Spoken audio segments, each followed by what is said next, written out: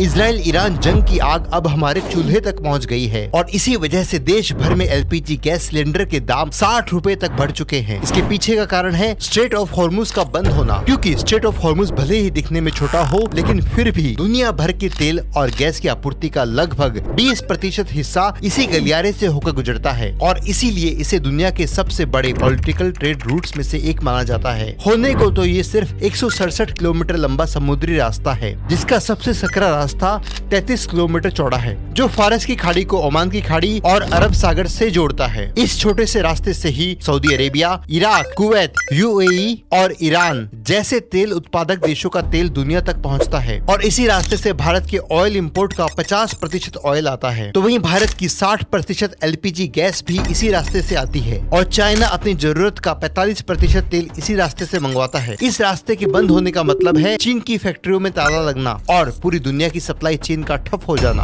और इसका असर जापान और साउथ कोरिया जैसे देशों पर भी पड़ेगा। यानी कि इस एक रास्ते के बंद होने से दुनिया की बड़ी अर्थव्यवस्थाएं ताश के पत्तों की तरह ढह सकती हैं। हालांकि देशों पर नुकसान इस बात पर डिपेंड करेगा कि स्ट्रेट ऑफ हॉर्मुज कितने दिनों के लिए बंद रहता है। तो आपको क्या लगता है, ये जंग कब तक खत्म हो जाएगी?